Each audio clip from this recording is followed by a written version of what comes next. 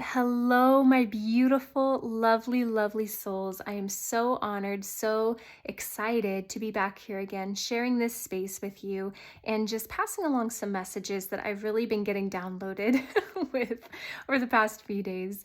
And, in a lot of my readings lately that I've been doing, there's been a ton of divine feminine energy that's really been popping up. So I feel that, for the collectives that I'm reading for right now, and just in my journey as well, divine feminine energy and goddess energy is wanting to come through. So I thought this would be a very fitting pick a card to do today. I'm going to pick one divine feminine or goddess energy that wants to come through and work with you at this time. And then I'm going to pick two almost like sidekick goddess or divine feminine energies surrounding that one central goddess to really form a complete picture of, what they're coming in to help you with, where, maybe some change needs to happen, or maybe some affirmations and validations of what you've been doing and how you've been growing, and some things that you really need to hear, some words of encouragement, really depending on where they want to take the readings today, okay? So, I have three different piles to choose from. I have pile one, which is this white selenite heart. And I also have the wand. I love using this to clear my tarot and oracle decks and also for my chakras. So with the heart here, what I like to do is just lay it on my heart chakra or my solar plexus, whatever I feel needs to be worked on at that time, but it's just gorgeous. So we have the selenite heart for pile one. For pile two, we have this beautiful glossy honey calcite. Look at that. Oof. I love honey calcite, and it's so deceiving because it looks like it's food, but it is in fact not. So it's very confusing for my brain. So we have the honey calcite for pile two. And then for pile three, we have this Carpe Diem sea glass. Oop, there we go. It's like when you're looking in the mirror, right is left and left is right. So I'm trying to get that straight for you guys. Carpe Diem sea glass. I picked this up when I was at the beach visiting. Oh, that's my tummy rumbling. Okay, and that is pile number three. So go ahead and take some time, take a minute to ground yourself, let your intuition lead the way. If you feel drawn to more than one pile, your intuition never is, gonna steer you away. So listen to that. And also remember, these are general readings. So use the shopping cart method. Always take what you want, take what fits, what resonates, what feels right, leave on the shelf what does not, right? So I cannot wait to pass along some of these messages. I've been feeling the divine feminine and goddess energies coming through, wanting to communicate a lot. So let's see what they have to say to us today, and I will see you in your reading. All right, hello pile one. So if you chose this gorgeous selenite heart, this is for sure your reading, my dears. Okay, so you actually got two cards. So there's definitely some divine feminine goddess energy wanting to come through and work with you. So let's see who you got. So we gotta cover her up there. Number one, we have Inanna. Right? This is Queen of Heaven and Earth, right? I have nothing to hide. I see and accept all that I am, right? We're gonna actually do a little boop-a-doop there. And then number two, we have Joan of Arc. Oh, awesome. Awesome energy. And this is Warrior of Light. I have a steel-like faith in myself. The angels armor me with conviction. And you know what I'm going to do is I am actually going to read out of the guidebook for some background on each goddess, because I don't know too much history about them. That's the thing about claircognizance, is that sometimes if you don't have particular knowledge about a topic, it's hard for some things to come through. Other times you get downloaded with ideas that you've never even heard of in your life. So it's very sporadic sometimes. It's very interesting. All right, so Inanna, this is the Queen of Heaven and Earth. She says, I have nothing to hide. I see and accept all that I am. How can I do this for you guys? There we go. Maybe we'll just keep it down here. Please hold. We're having technical difficulties. I think we'll just keep that down there. You can see them, right? Okay. Who she is. Inanna represents the power that comes back to us when we accept and integrate our shadow. Ooh, okay. Inanna was the most prominent female deity in ancient Mesopotamia. At the height of her worship, around the Uruk period of 4000 to 2000 BCE, temples and shrines dedicated to Inanna lined the Tigris and Euphrates rivers. Her name is Sumerian for Lady of Heaven. Her temples housed her priestesses, and they each would take a man to bed with them on the spring equinox to reenact the divine marriage, or Hieros Gamos, I don't know if I'm saying that right, between Inanna and her consort, Dumuzi. The Hieros Gamos is an ancient ritual of uniting the opposites from within, the male and the female, the light and the dark, and most especially heaven and earth. So as above, so below, right? This theme occurs in accounts of Inanna's descent into the underworld to find her sister, Erishknigal. Oh my gosh. Bear with me, y'all. We're having technical difficulties. She must take off an article of clothing at each of the 7 gates so that when she finally reaches her sister, she is naked. And when Inanna ascends, she does so with Ishnigal's power, her sister's power. Okay. Interesting. So that is for Inanna. That's some background on her. I'm not going to read the interpretations because the downloads that I get sometimes don't match what the oracle cards say. And I feel like you come to these pick cards for the downloads, right? You can buy a deck and you can read from the guidebook any old time for an interpretation. So I personally, it'll be a rare occasion to see me read something directly out of the guidebook. But for history's sake, just so we know who they are as people, we're going with the first part here.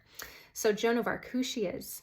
Joan of Arc represents the power that we all possess when we're aligned with our calling. She is a legendary heroine in France for her role in the 100 Years' War. She was born in 1412 in Demerey, France. And at the age of 13, she had a vision that she would change the course of her life. Dang, girl, you're in middle school having visions about changing lives? Shoot. She relates years later in transcripts from her trial after being captured by the English that she would have preferred to stay in her hometown spinning wool. But the power of her vision and her belief in the truth of it compelled her to follow the voice she heard within her.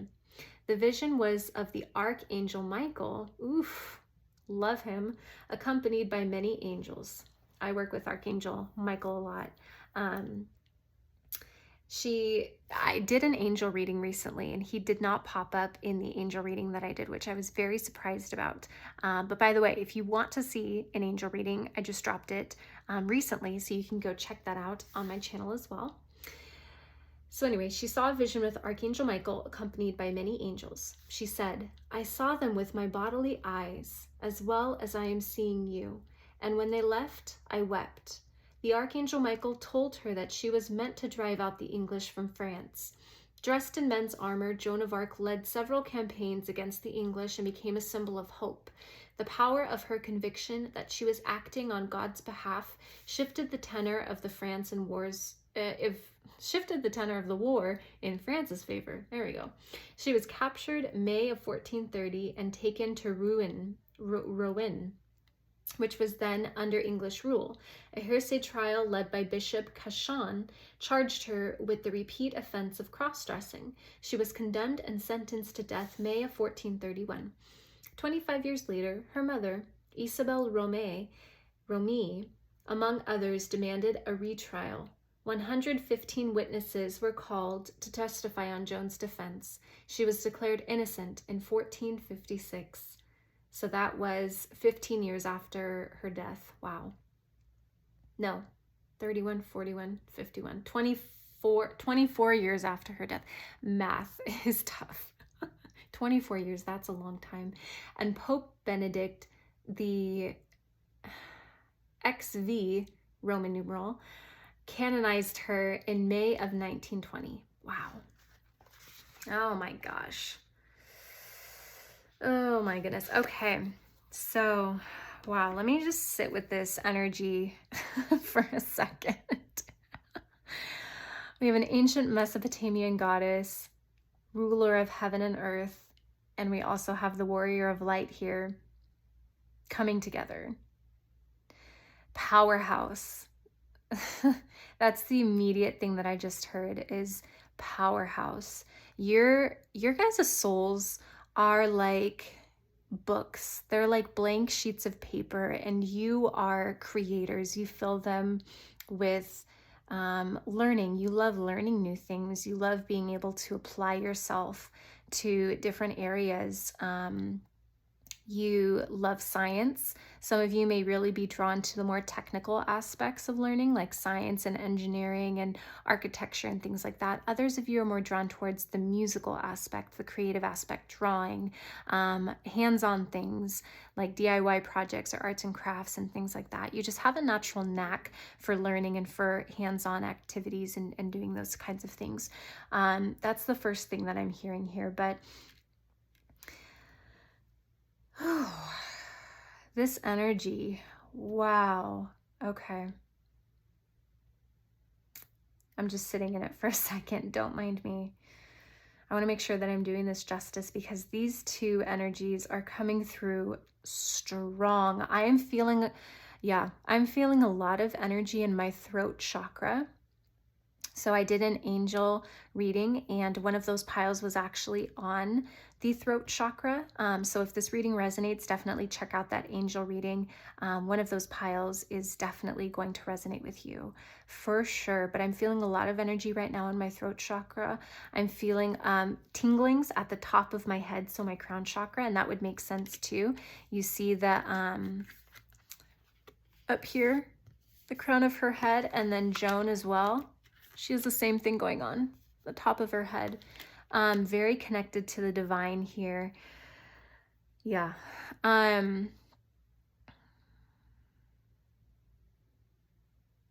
feeling a lot of heart chakra energy too.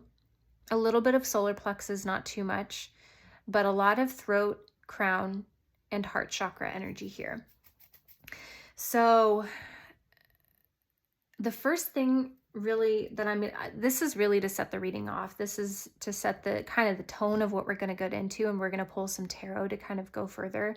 But some things right off the bat that I'm really feeling that these divine beings want to communicate to you at this time is being able to find that fire within you. And sometimes femininity is portrayed as being soft. You know, it's portrayed as being one type of way, and it only being acceptable when it's soft or pleasant to listen to, or when it is palatable, right? For society, for, for friends, for family, for groups of people who want to oppress other groups of people. And with this is kind of like, I am woman, hear me roar type of energy. This is I get a lot of tiger energy here, a lot of felines, lions, like Sekhmet, that she's the goddess of Egypt, and lion is really her divine symbol. So that's kind of the energy. It's like this fierce rage, this fierce power that's coming through. But there is a softness here, don't get me wrong, but there is that balance coming through. So if you feel like you've been a little bit too much in your hard masculine energy, this is really causing you to come back to softness. If you feel like you've been a little bit too subtle, too soft, too afraid of what other people think, too much people pleasing, this is causing you to kind of shift back into your power. Meeting at the middle, whatever camp you're in, it's a general reading, there's going to be people from both sides represented here in this reading, but you're being called towards the middle, towards the center, between that divine masculine, that divine feminine, to balance that subtle feminine softness with that rage. But it's like what is that word? It's not like it's like a divine rage. It's like it's needed. It's a needed rage. It's not just like being ruthless, being evil, being cruel. It is standing up for yourself, for what you believe in, for what you feel is right. It's being not afraid to be who you are, not afraid to be called out and to step out and to show others who you are and what you're made of. That is really what this is calling you towards. These energies want to work with you to either soften yourself and really do some inner healing, some inner shadow work, and calling you within yourself. For others of you, this is calling you out. This is calling you to step out into the sun, to just charge right into the thick of your life, and to be the master of your life, to be that co-creator of your life, to take ownership and responsibility for your place in this world. Yeah, that's what I'm hearing right now. So, wow. Really powerful energy right off the bat. We're going to set these two ladies right here. Actually, we'll do this so that we can cover her up. Always thinking ahead. Always thinking ahead. Okay. Fantastic. Can you see that? Yes, you can. Beautiful. Okay, so let's pull some tarot to dive a little bit deeper in here. Oh, no.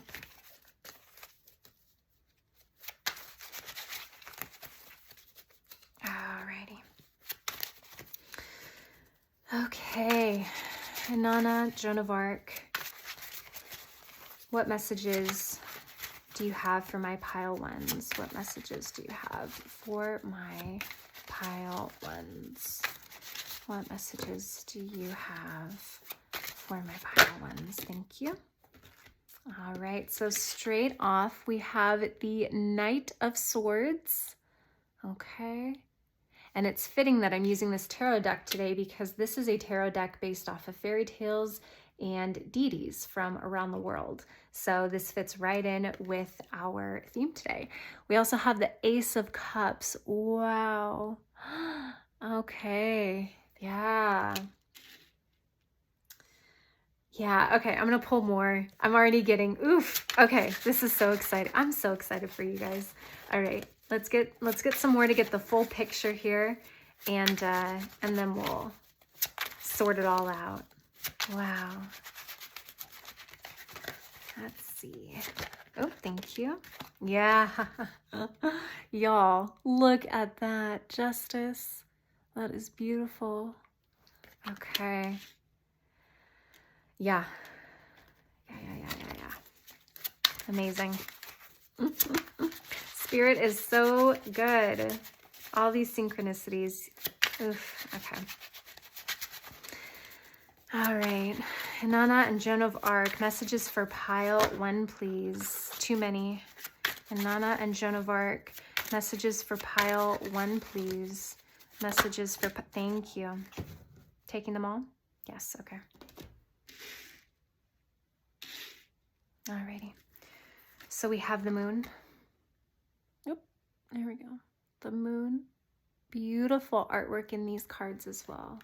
I love the artwork here. We also have the Five of Swords. Interesting. Okay. Yeah. And then we also have the Ten of Coins. Yeah. I'm having it. There we go. I was like having a hard time trying to get this to be straight for you guys. Okay. Yeah. Okay. So this is basically confirming everything that I was saying on the front end.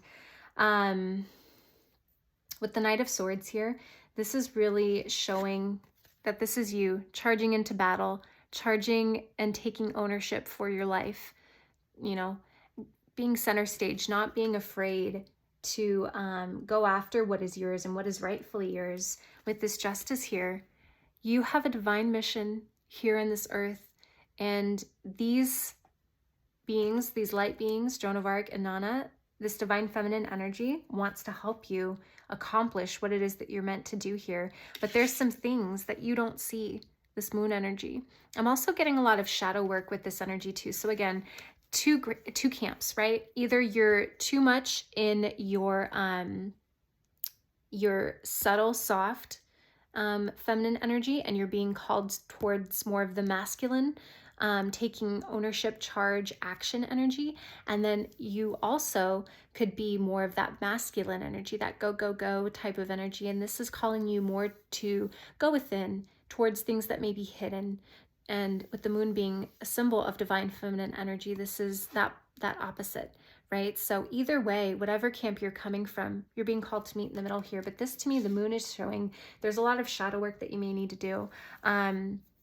You have been suppressing a lot. For those of you that are coming more from your masculine side, and you're being drawn towards more of the soft feminine side, you're being called to look at what you've kind of swept under the rug.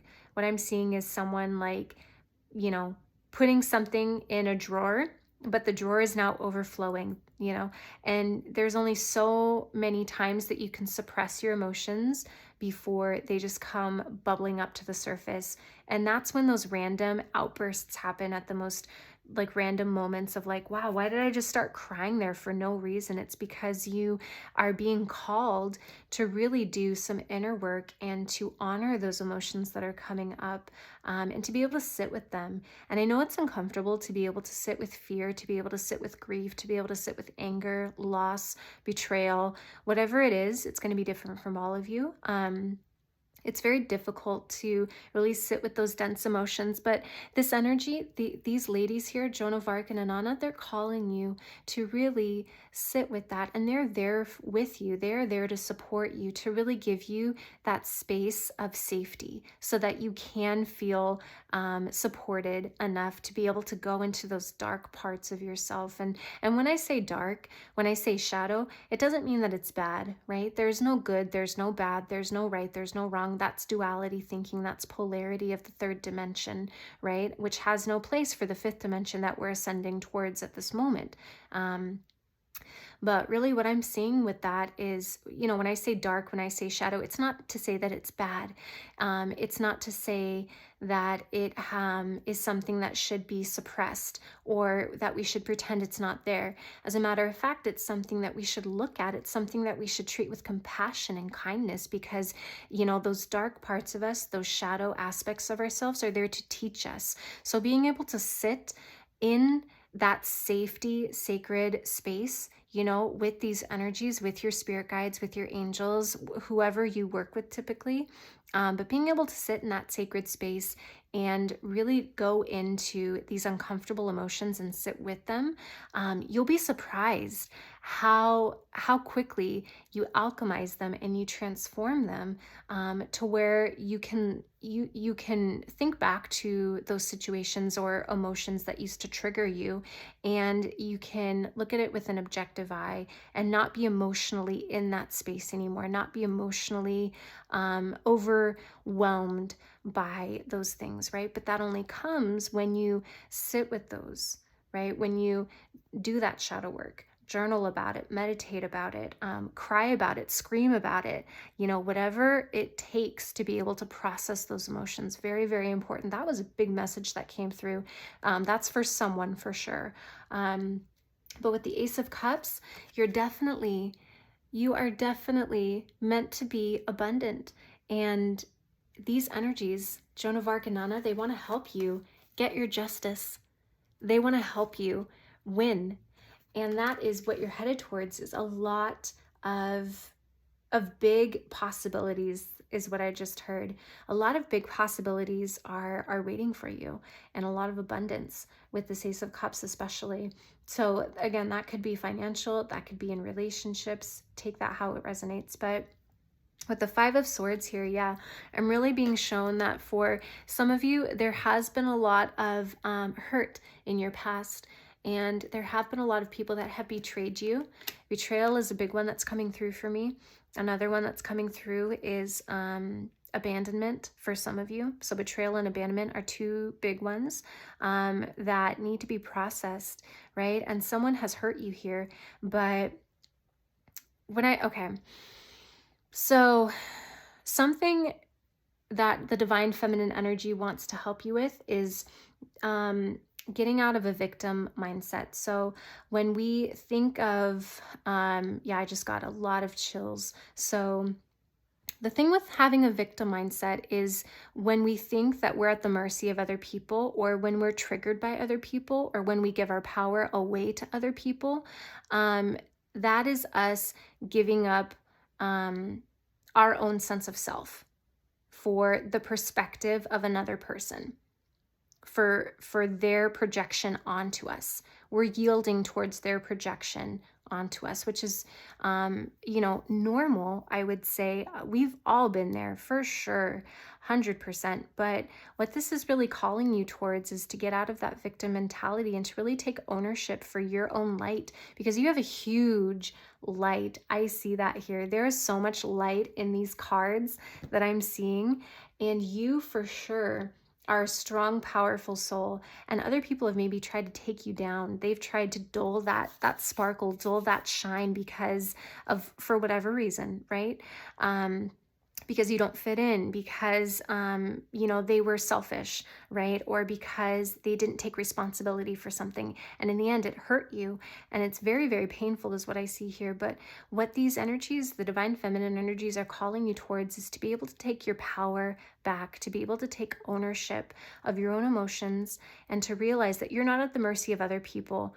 You are a manifester. You create your own reality, and you do not cower down to other people. You don't wait around for other people when there's not a give and take in a relationship. You don't stay in that type of dynamic where you're not receiving as much as you're giving, right? It needs to be a balanced, relationship. And what I'm seeing here is that you definitely are called to rise up like a phoenix. Right there. I know it's not a phoenix, but that's what it reminds me of. And that's what I'm seeing here. You're being called to rise out of the ashes, to rise like a phoenix into the daylight, so that you can soar and you can get past what has been hurting you, what you've been sweeping under the rug, what has been painful for you to deal with. Okay. And then this abundance, though, is waiting for you. With the 10 of coins, I'm definitely feeling that there's other people involved in this success that you have. So either you're meant to be starting some sort of venture with other people, but, or whether that's being a leader of some sort is what I'm getting for a few of you.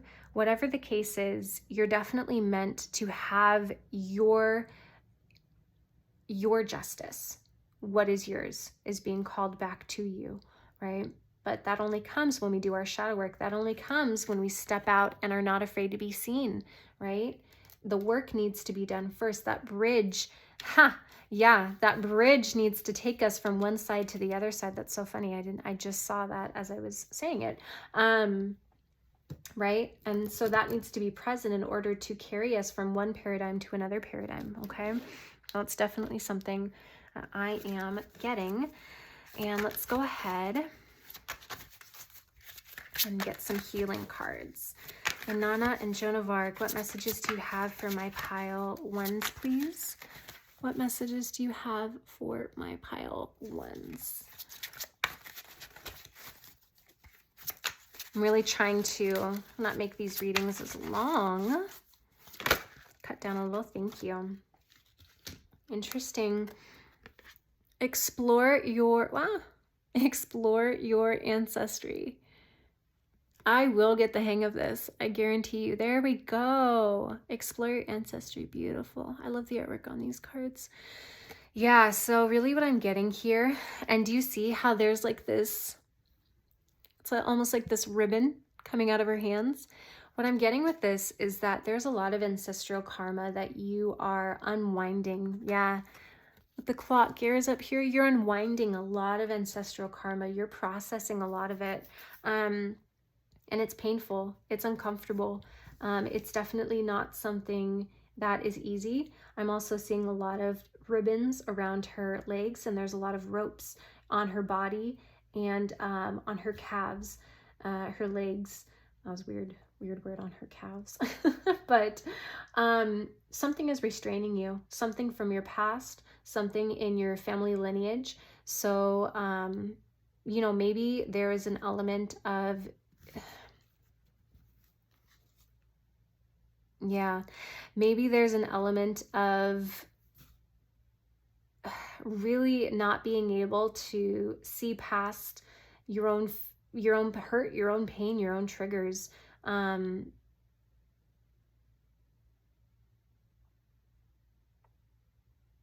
Sorry, I'm just hearing. Yeah, okay. So, when you're very empathetic, right?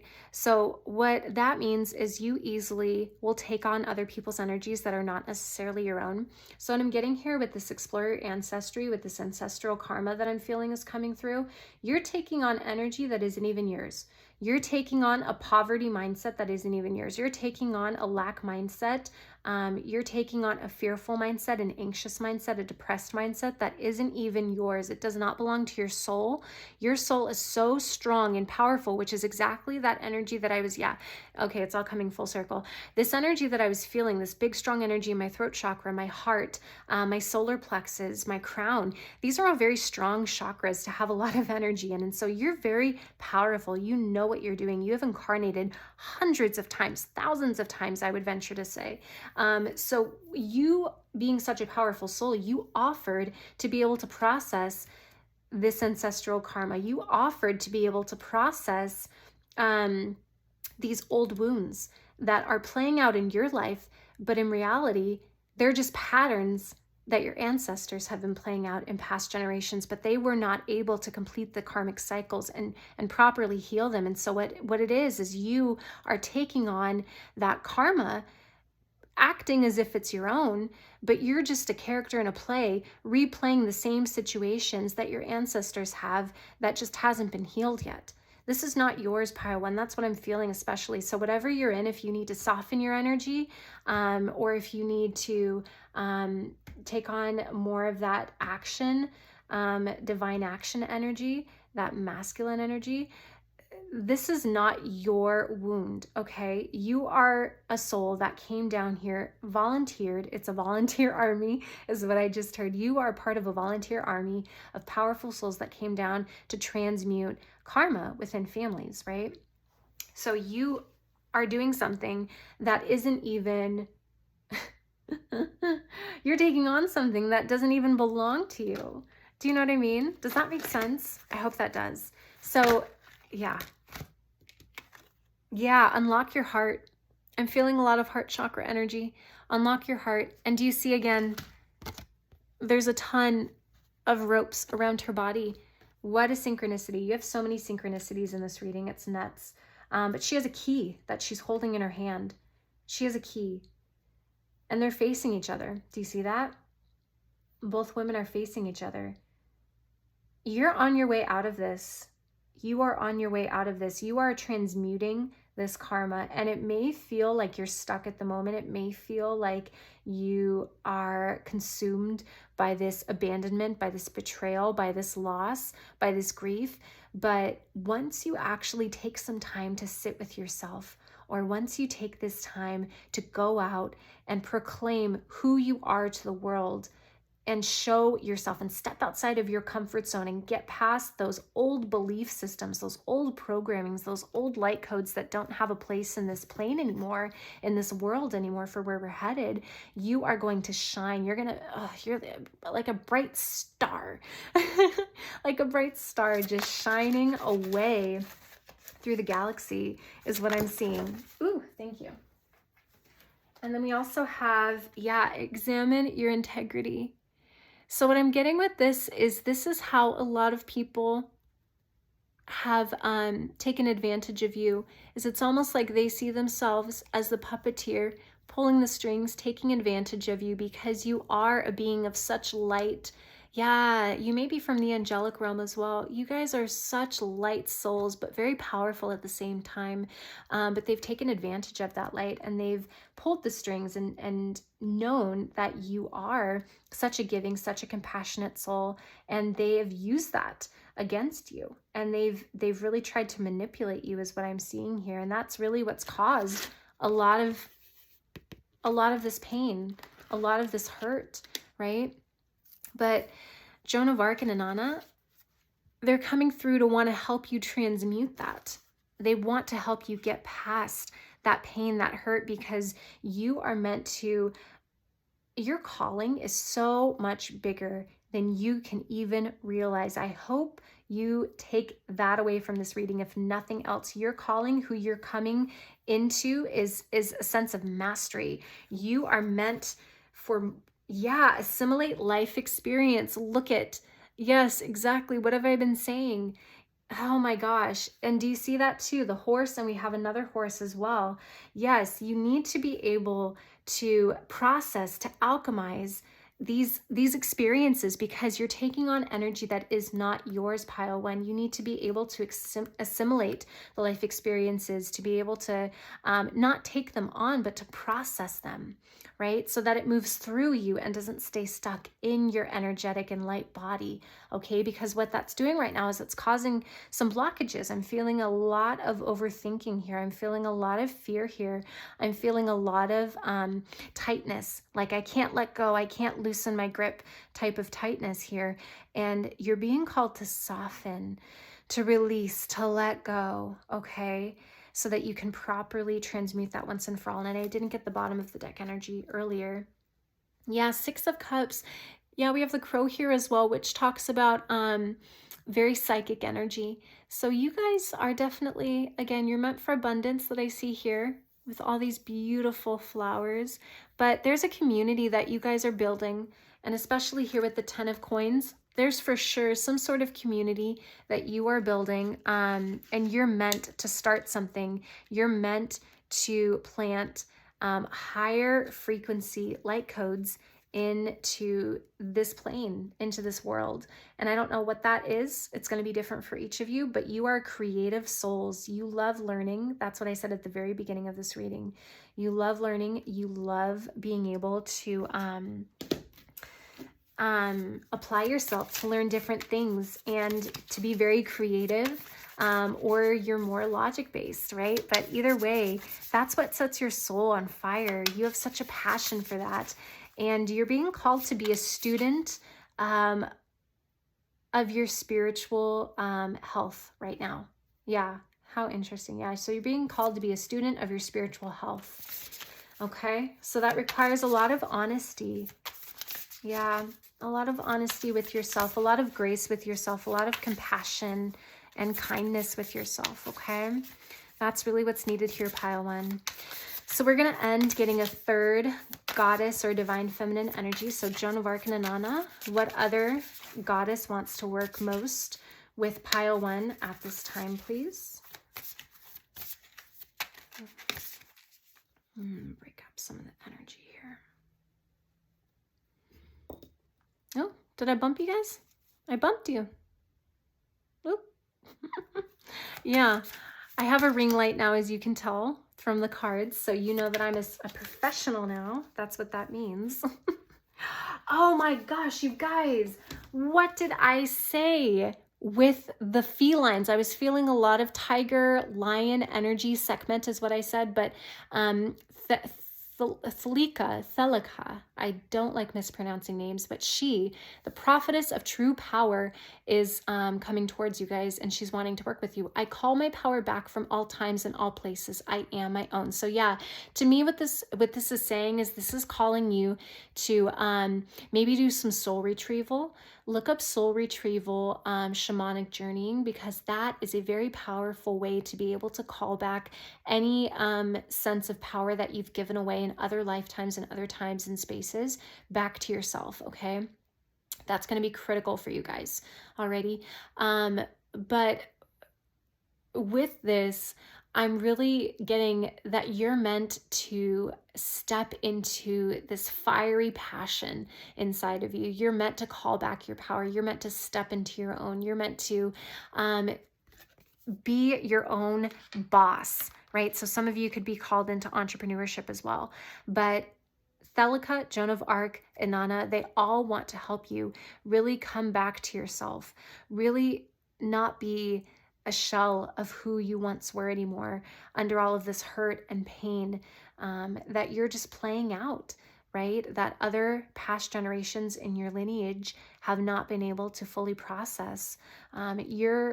You are called to this lifetime to be able to do that for your family, which is so beautiful, so amazing. I am so proud of you.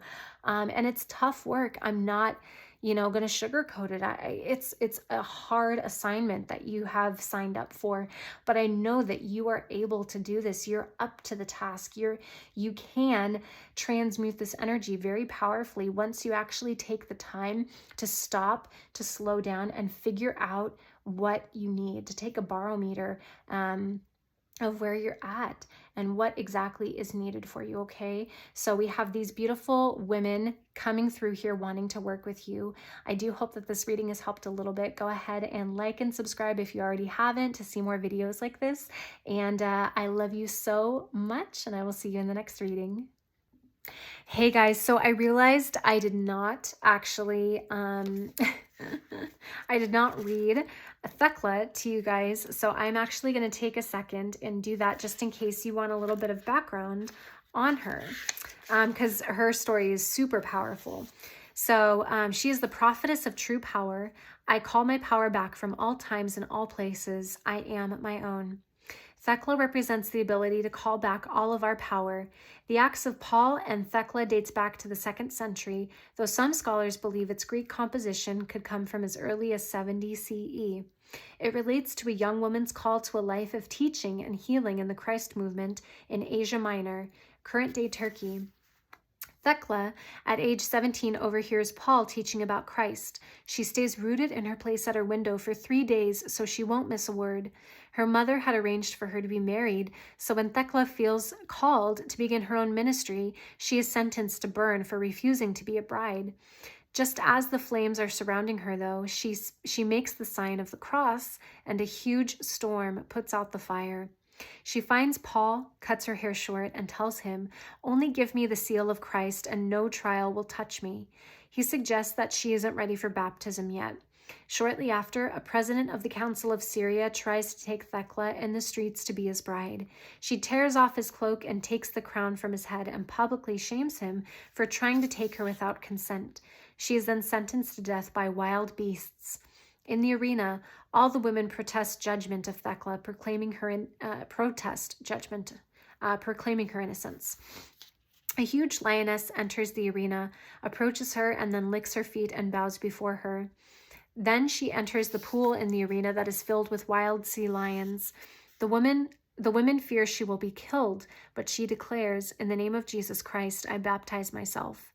Suddenly she is shielded and protected by a great ring of fire, and a glowing white robe suddenly appears on her body. Paul tells her, "Go and teach the world of God."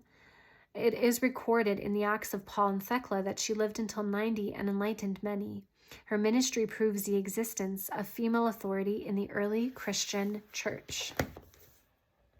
So, that is all I have for you. See you next time. Love you so much.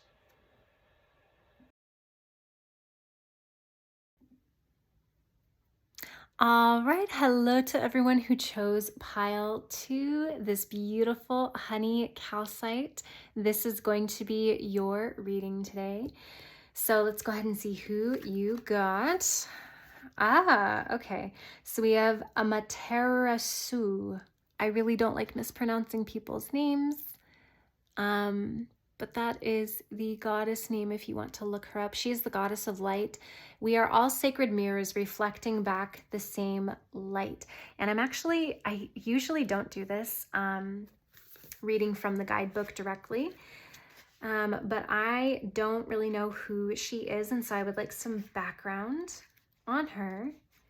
I was saying to pile 1, I usually don't like reading the guidebooks for interpretations because the downloads that we receive as, I don't know, psychics. It's so weird to use that term. It feels so official, but yes, as psychics, the downloads we receive are different, but also I feel like anyone can just buy an oracle deck and read the guidebook. You come to these for the perspective, you know, that we have to offer, which I think is super important and should be honored. So I will not do this too often, but for the sake of background and learning who she is and her history, we're going to read here. So Amatis, apologies for mispronouncing, Amaterasu embodies the levity that brings out the darkness and shows us the beauty of our own light. She is the most powerful deity in the Shinto religion. She's the solar goddess of Japanese mythology. Her name means shining and heaven. The oldest legends date back to the 8th century and come from the Kojiki, or the Japanese record of ancient matters. In Shinto, kami are spirits or deities. And the most well-known story of the kami in Shinto is when Amaterasu got in a fight with her brother, Susanoo, god of the storms of the sea. His violence made her so upset and angry, she retreated into a cave, leaving the world in darkness. The kami of merriment placed a mirror outside of her cave and laughed so much that she became curious. She peeked outside the cave and saw a beautiful goddess, a stunning vision of the dawn. She was in awe of it, not realizing it was her own reflection. Surrounded by laughter, her anger and depression lifted, and she agreed to leave the cave, bringing her light with her back into the world. Wow. So that is the legend of this beautiful goddess here.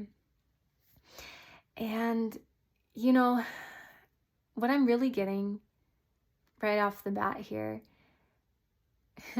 you guys, I'm like gonna cry. I'm getting so many chills right now. I am. I don't know if you can see it. You can't really, but there are goosebumps on my arm. Pile 2, you guys have been in darkness for so long. You guys have been, it's almost like feeling like you're just walking through life in like a trance, in like a dreamlike state, but in an apathetic way. Like everything is dull, everything is gray, nothing has color, nothing really matters. No matter how hard you try, there's not really any happiness, right? And you guys are vibrant souls. At your core, at your truest depths, I really feel like you guys are very vibrant, very beautiful, beautiful beings. But there's been a lot of anxiety, there's been a lot of depression, and this goddess wants to work with you to bring you out of that darkness that you've been feeling, that pit that you've been stuck in, that you haven't seemed to be able to, it seems like you can't get out. She wants to help you break through that barrier so that you can walk out into the light again, so that you can actually feel that heart space again, right? There could be a big blockage in your heart space, especially. I'm being drawn to, she's holding that amulet at her heart chakra. So you may want to do some heart opening meditations, listening to some heart chakra hertz frequency music. That could be very powerful for you as well. Wow. Sorry. There's just, yeah. Wow. I'm feeling your energy, and it's like you guys have been through so much. There's a heaviness here, but it's not, you don't want it. You don't want the heaviness. You want to be in the light. You want to be past it already, but it's like, when is the end going to be here is what I'm hearing. When is the end going to be here? I feel like I've been fighting for so long. I've been just surviving for so long. When am I going to be able to finally just breathe again? When am I going to be able to step into this happiness again? And this goddess is showing you here, and this is your confirmation, this is your validation that the light is coming. You are the light. you are meant for so much more than what you've been living. You've been living like I wish I could express to you guys what I'm feeling right now. You've been living like in this tiny little shell here, but what you're meant to do is live way out here. And you feel it. I know you feel it, which is why you're so frustrated. You're like, when is this end going to come? When am I going to be past this already? I thought I was past this. But there's frustration here. There's resentment here. There's anger here.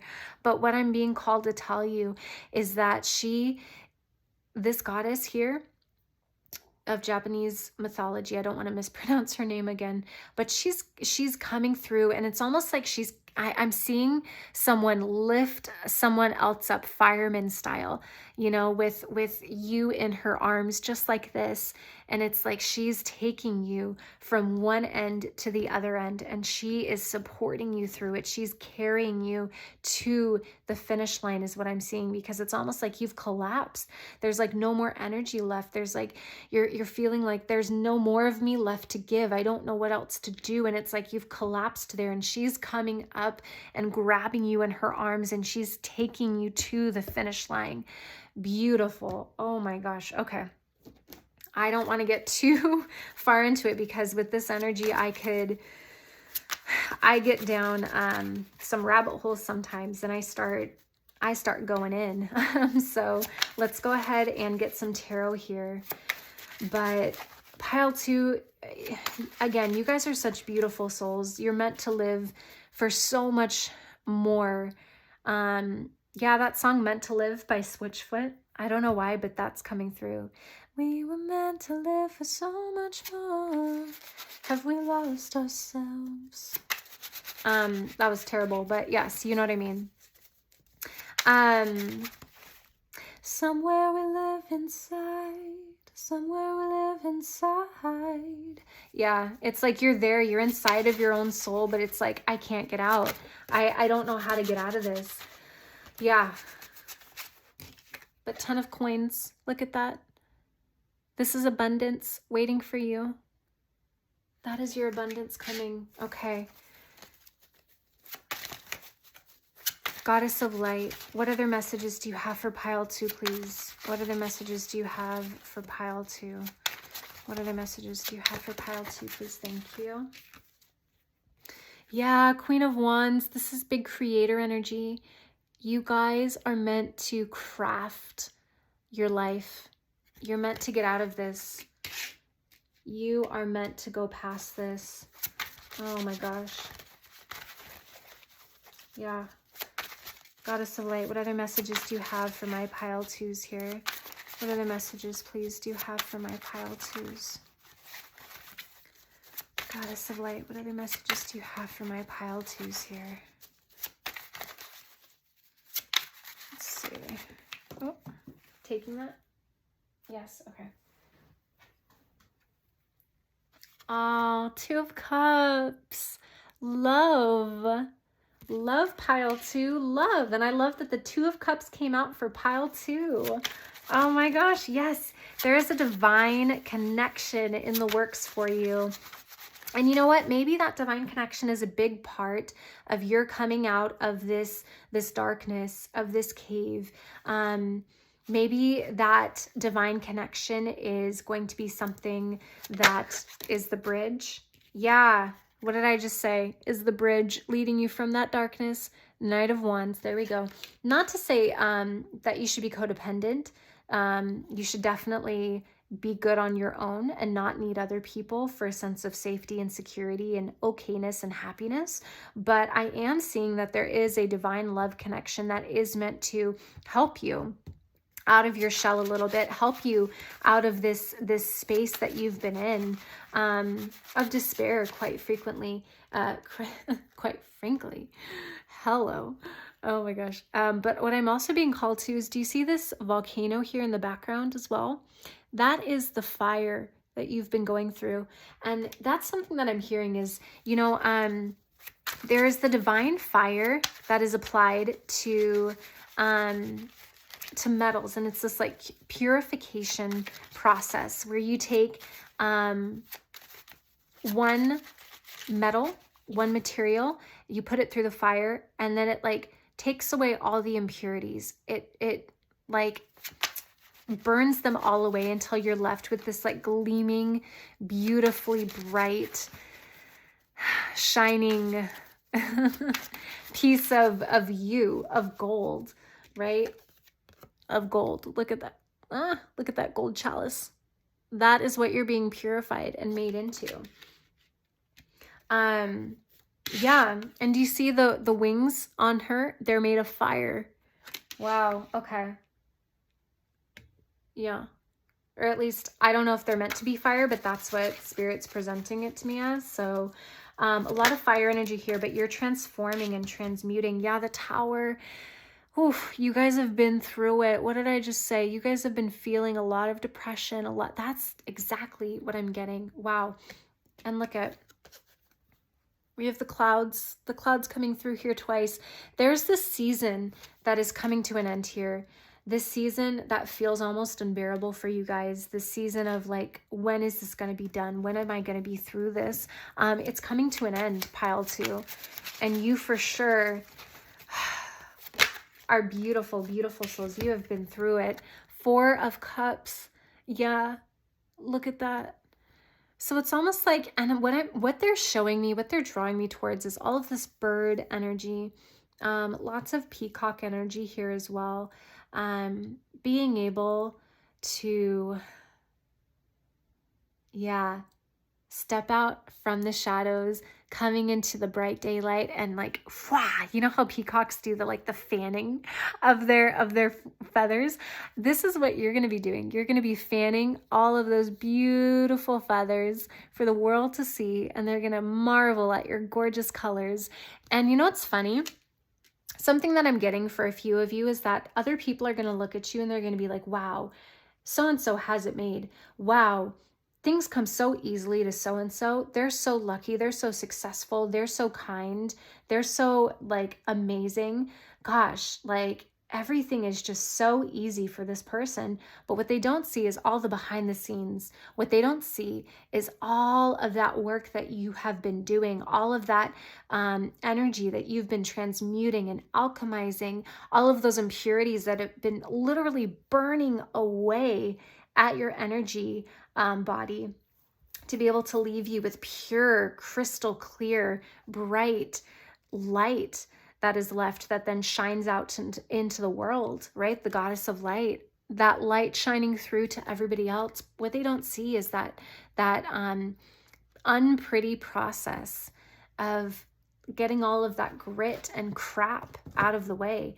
And that's the part that you're coming out of right now.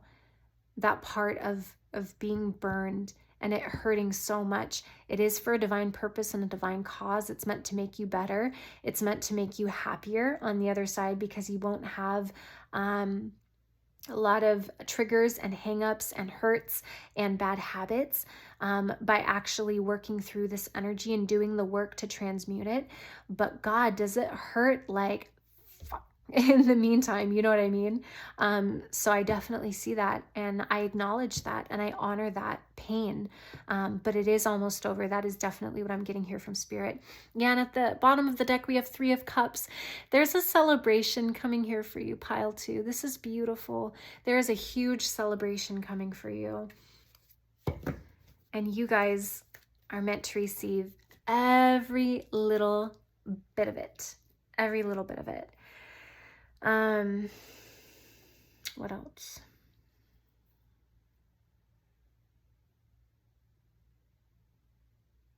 Sorry, I'm just...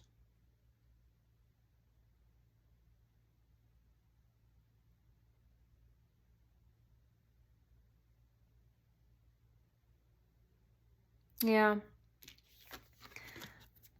Look at the fire here. Look at it burning.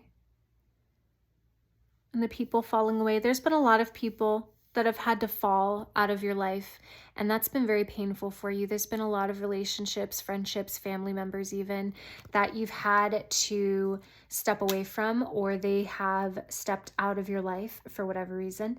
And that has been very Yeah, I'm getting a lot of chills as I'm saying that. It's been very traumatizing for you. It's really caused your world to kind of shift upside down, and you weren't really sure um, how to handle it because you had so much time invested, so much emotional energy invested into these people just to have them be gone, right? And it was very tough for you to be able to come to terms with that loss, with that separation. Um, yeah, wow. I feel it in my heart space. There's definitely a heart chakra blockage here. You would do well, pile two, to do a lot of heart opening meditations and some heart chakra music because I feel it. It's like in my heart, like I feel that it's like an aching. It's like a sore aching in my heart, and it's like this heaviness along with it.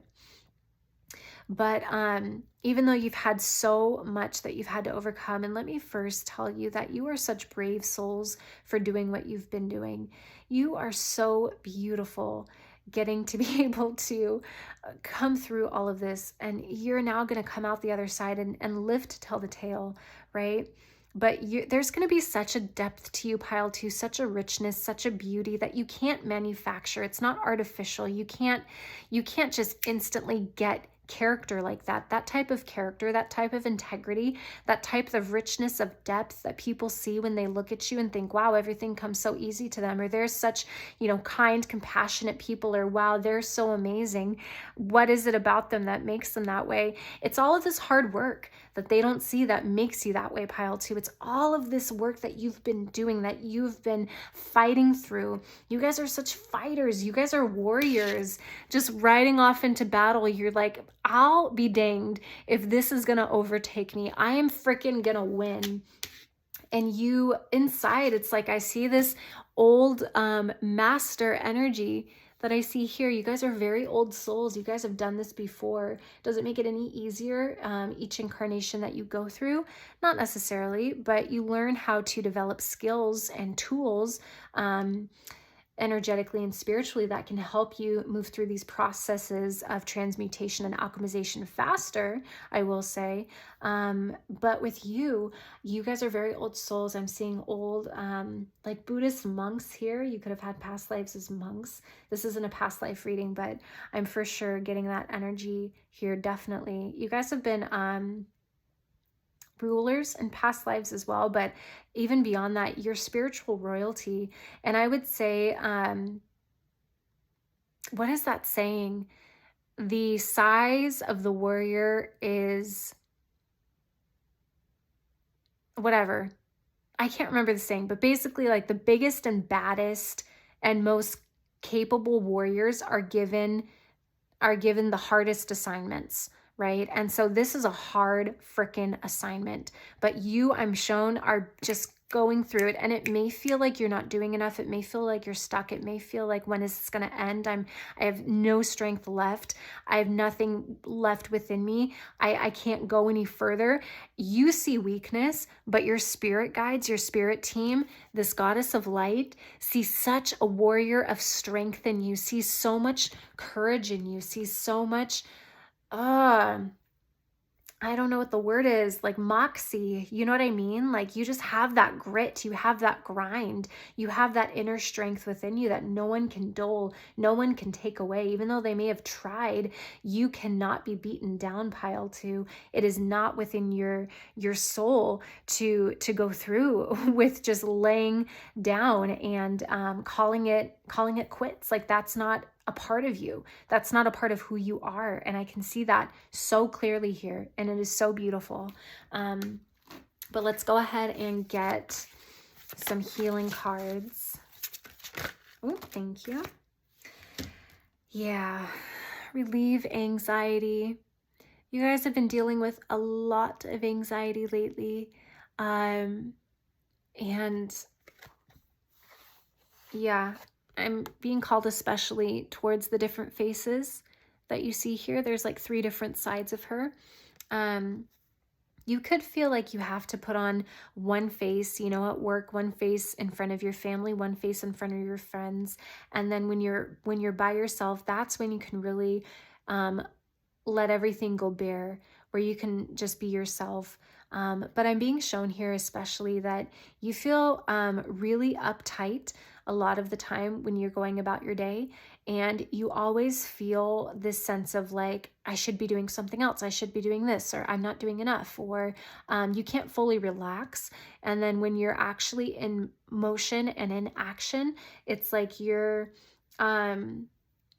just exhausted, right? You're very exhausted because you're not allowing yourself time to disconnect and relax fully. It's like your brain is constantly going, is what I'm feeling. There's a lot of overthinking energy here, which could also be why there's also, I'm being called to the heads again. A lot of overthinking energy here in the headspace. But something that could help you, I'm being told, is baths. And you could put bath salts in there. You could put crystals, herbs. Be careful, some crystals are not water soluble, so I had to learn that the hard way on a couple of them. But definitely a lot of baths, a lot of bubble baths, maybe journaling, maybe just taking some time out, 15 minutes a day for a walk. You'll be amazed how your energy shifts, how your mood is uplifted just by doing a simple walk around your neighborhood for 15 minutes every day. It changed my life, and I do not say that lightly. But different things like that, that you're being called to take ownership of your healing here, and just really giving yourself grace, because you feel so exhausted, pile 2. I feel it. You feel like you're going to collapse. You feel like there's nothing more of you left to give.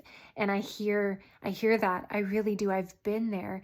But what you have to do is you have to actually give yourself enough grace to allow yourself to step back and to have nights where you can just give yourself permission to be in bed, because that's all you have the strength for that day, where you can give yourself permission to take time out to do a bubble bath, to journal, to watch a movie that you find comforting, that you love. That's really going to be what helps you heal, pile 2, okay? Is being able to actually let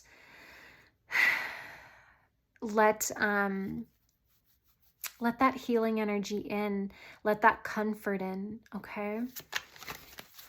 Yeah. All right, Goddess of Light, what other messages do you have for my pile 2s? Goddess of Light, what other messages? Thank you. Contemplate death and beyond.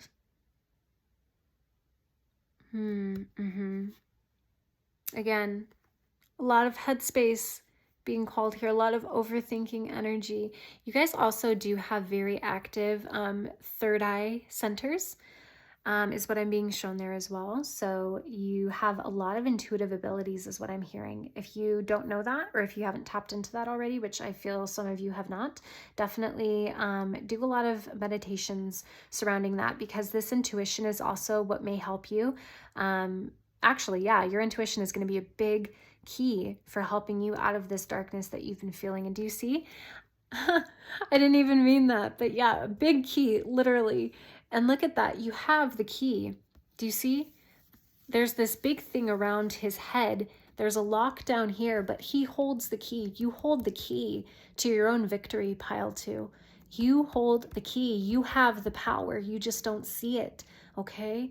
You need to take time out for yourself to relieve some of this overthinking energy and lean into your intuition, all right? Because your intuition is going to be the bridge that leads you from this dark depth into the bright light of peace, of happiness, of feeling okay. Yeah, okay. Pile 2, we could have a couple of negative Nellies here in the bunch, which, hey, I'm not judging. I've been there too. For sure, it was something that I had to work on. It was a big growth curve for me. But with this practice positivity, you're really being called to see the bright side of life. And yes, is what you're going through difficult? Absolutely. I am the first one to validate that for you. You guys are warrior spirits. You have gone through so much hurt, loss, and what they're calling you here towards now, though, is, now that you are at the tail end of alchemizing all of that pain, all of that dense energy, practicing this lighter positivity, And whenever, yeah, what you focus on grows. So I would actually start your day out with what's called a gratitude list. And it's where you basically just list everything you're grateful for. And what that does is that activates your rack, I can't remember what it's called, reticular activation center in the brain. You can look that up. It's science. I don't know much more about it than that, but basically the RAC in our brain is responsible for picking up everything that we focus on. So it's like when you buy one type of car and then you start seeing that car everywhere you go. Well, it's because that's what you've been focusing on. So when you focus on this positivity, when you focus on this gratitude, suddenly it's going to become who you are. Suddenly you're going to have trained your brain to think those beautifully loving thoughts automatically, instead of it being a process like pulling teeth, is what I'm hearing. Okay, so that's definitely going to be a big thing for you. And then we also have release fear here. Yeah. So, yeah, you guys have been through the ringer. Let me just say it again. I definitely see that here. And with practice positivity, release fear, relieve anxiety, you guys are being called to it's like this heavy layer of clothing that's just on you that you want to like slough off. And it's like you don't know how. You're going to be able to do that by taking time out for yourself. You're going to do that by practicing gratitude and positivity. You're going to do that by giving compassion to yourself, letting yourself rest when you need it, and being able to be more open. You need to open up your heart space more. Okay, so those 4 things are going to be very, very key for you, pile 2. All right, opening up your heart space especially. That's what's also going to allow this divine love to be coming in, because I do see that a divine love connection is meant for you guys already, which is so exciting. Oh my gosh, I love this. I love this. You guys are coming out of this on the other side as warriors on top. Victorious is what I just heard. You guys are coming out of this victorious. Okay? Believe it. All right. Now, Goddess of Light. What other goddesses or divine feminine energies want to work most with pile 2 at this time, please? All right, Goddess of Light. What other goddesses or divine feminine energies want to work most with pile 2 at this time, please? Thank you. Let's release some of this energy. Sometimes the energy gets a little stuck, and that's okay.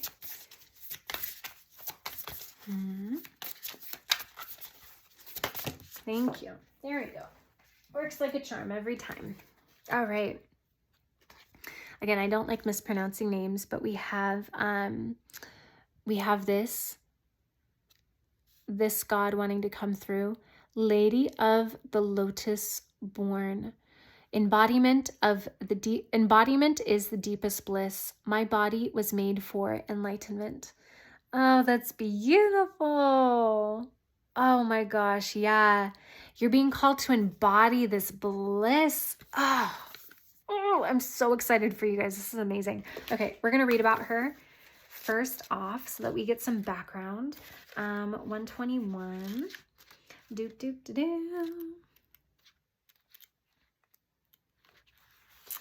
All right.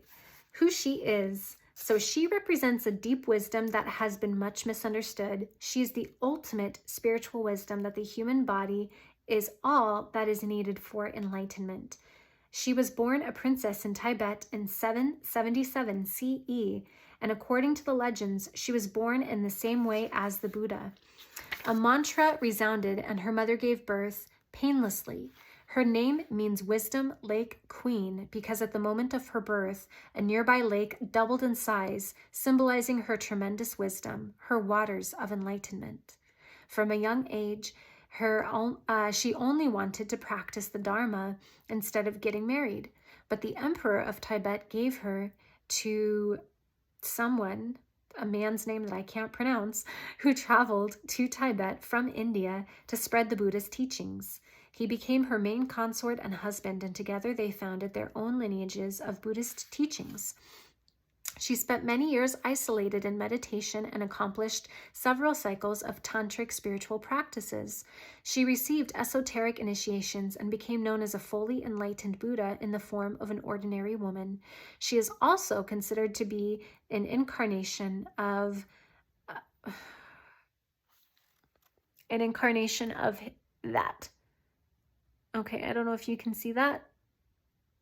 I don't know if it's focusing. And her husband predicted that she would reincarnate as the legendary Tibetan Buddhist tantric teacher and yogini Maching Labdron. Okay.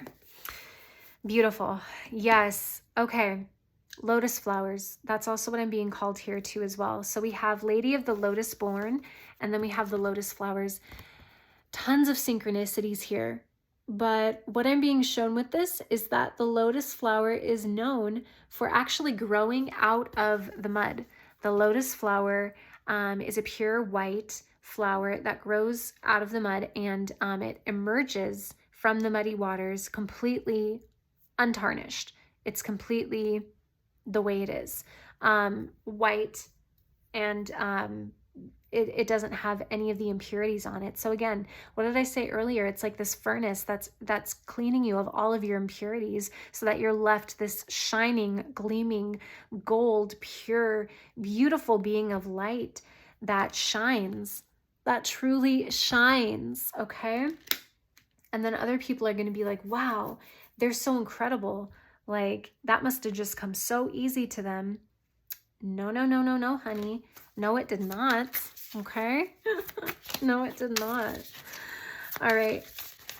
Goddess of Light, Lady of the Lotus Born, what other divine feminine energy or goddess energy wants to work most with pile 2 at this time, please? Who else wants to work most with pile 2 at this time, please? Let's see.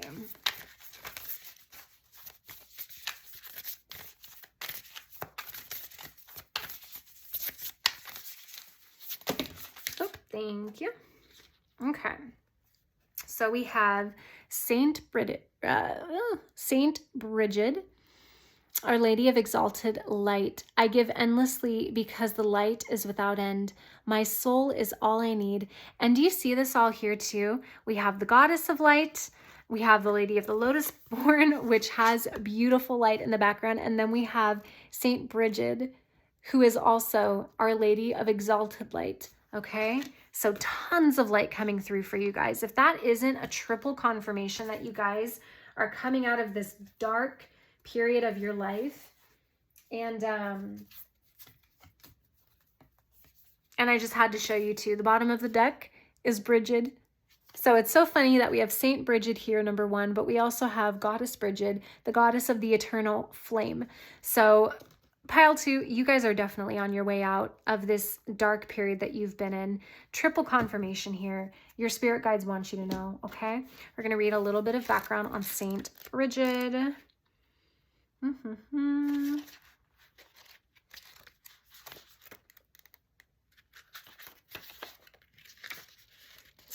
So Saint Bridget represents the elevated state of knowing that we have everything we could ever need.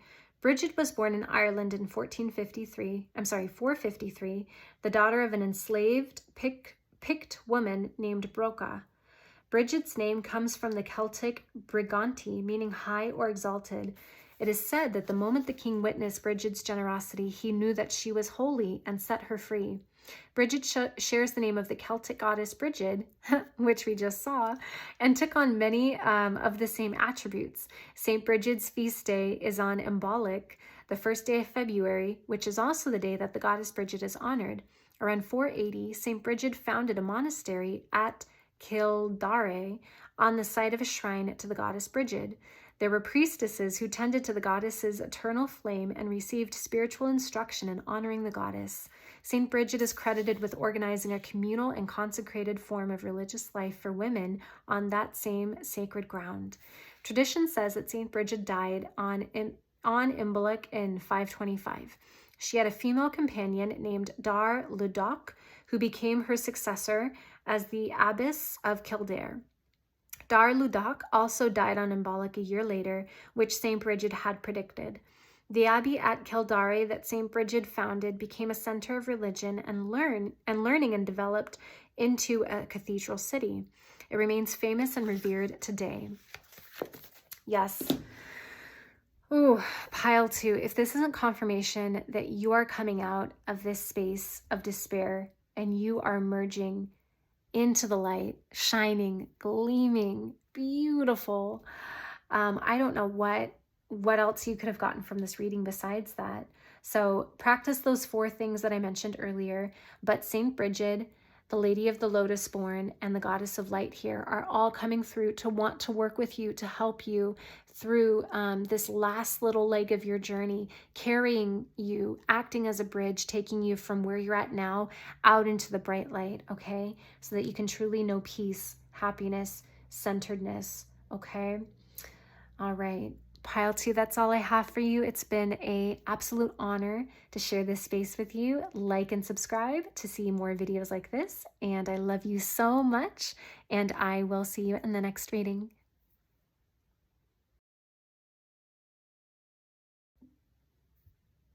All right. Hello, Pile 3. If you chose the Carpe Diem Sea Glass, this reading is for you.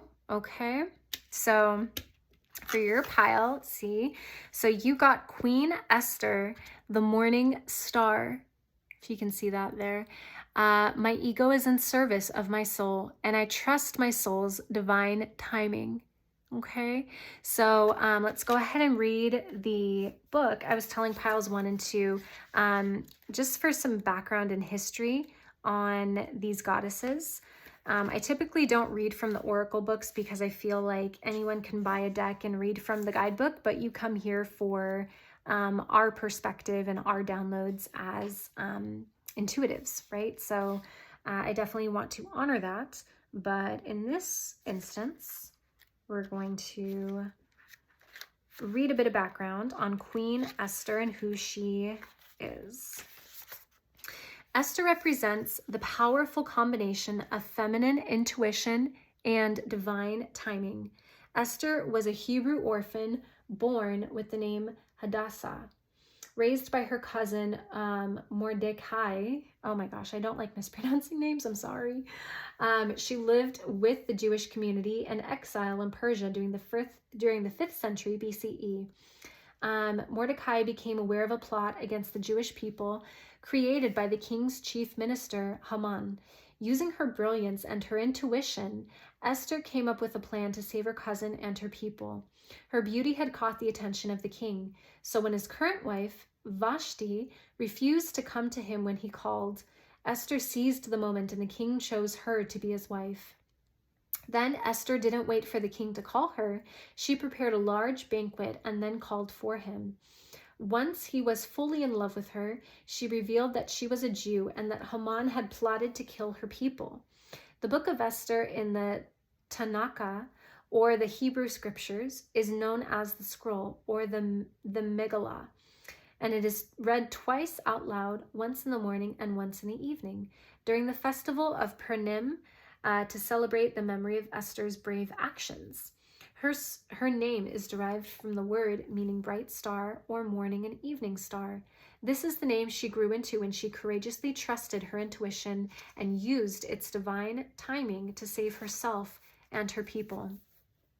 Okay, so right off the bat, pile 3,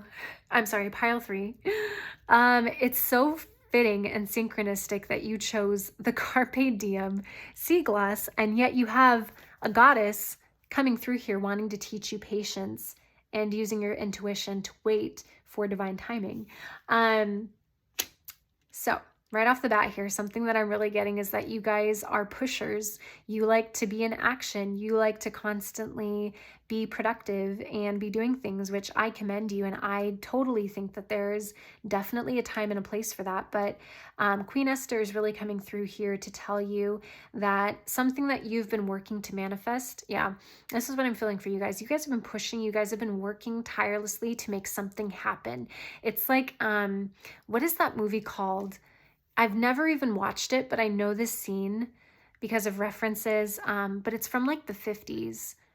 Not Gladiator, Braveheart. In Braveheart, it's like when they're at the castle door and all of the men have like a big like log or whatever in their hands, and they're like foof, foof, foof, foof against the castle door trying to break it open, right? And it's like eventually it breaks down. And I feel like that's you guys. You guys are like pushing into this door, like going like, come on, when's my breakthrough gonna happen? When is this gonna, come through for me? When am I gonna have my aha moment?